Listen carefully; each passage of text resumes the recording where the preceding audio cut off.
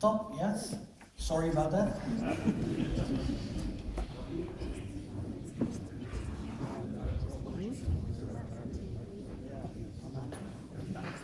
Thank you for the opportunity. Professor Dawkins, thank you for your talk.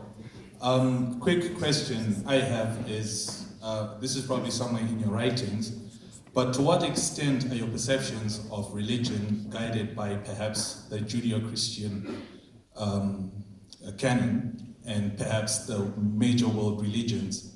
Has there been a religion in your learning that approximates the scientific worldview in terms of avoiding certainty, being open to changing of perspective? And yes, well, I deal mostly with Judeo-Christian religion because that's the one I know. I was brought up in a Christian culture, and so I know it well, and I don't know other religions. You asked whether there is any religion which approximates to something virtuous. There may be, but why bother to call it a religion? I mean, why not just, if we have morality, if we have a belief in science, a belief in reason, and a belief in reasoned morality based on, dare I say, intelligent design, why would you bother to associate it with a religion? Why not just say, let's believe, let's have science, let's have moral philosophy, let's live in a decent society. Don't bother to call it religion. It's a superfluous injection of something unnecessary.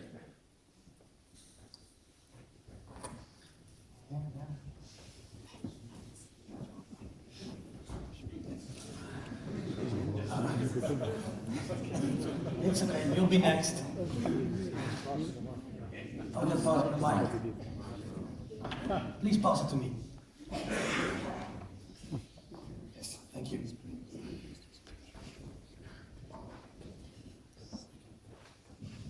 Professor, you've been doing this for a long time.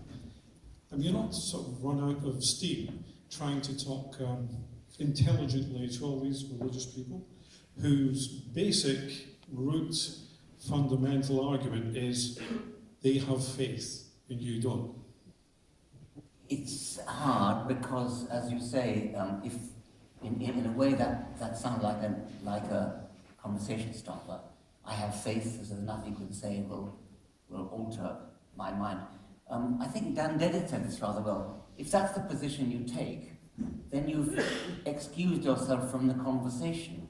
You don't deserve to be given a civilized argument because you're simply refusing to take part in it. You're simply saying, I have faith, end of story. Well, you can't talk to somebody like that. I suppose you could say, well, where does your faith come from? Why do you believe in your faith? Why do you have such faith in your faith? And if you could get them to admit, well, I have faith in what I believe because that's what my parents told me, and they have the same faith because that's what their parents told them, and because they had the previous generation and so on. Any reasonable person should be able to see that that is pretty shaky grounds for believing anything. The only reason you believe in it is because you've been told it by your parents, who had no more reason to believe in it than that they were told it by their parents. Well, that's a pretty pathetic reason to believe something. Or you could say, do you believe it because of Scripture? And then you could say, well, why do you believe in Scripture? Do you know who wrote the Scriptures? Do you know how ignorant they were? Do you realize that they were just a batch of Middle Eastern camel herders who had no reason to know any more than the average 11-year-old does today? Less, actually. You could try that tack, but my impression is that if they hide behind the shield of faith, and they really are adamant about that, there's nothing much you can say to them. Write them off. We have time for one last question. Wait for the microphone, please. So what about recent converts? Because you're talking about people who got it indoctrinated as children. Recent what? People who converted to a religion later in life. Yes, what do you think about that? Recent converts are much more convincing, of course, because they have not just got it straight from their parents, and so you could have a conversation with them and ask, why were you converted? Maybe they were converted by a charismatic preacher of some sort, and then you could ask, well, what were his arguments? Then you probably could have a decent argument with somebody like that, with a recent convert. But there are not that many of them. I mean, most people believe, most people who are religious because they were brought up that way.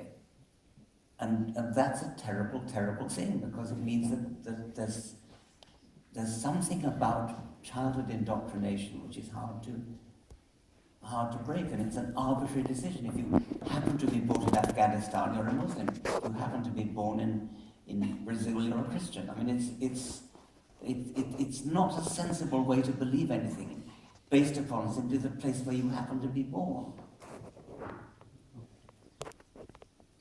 Well, with that, I would like to thank Professor Dawkins.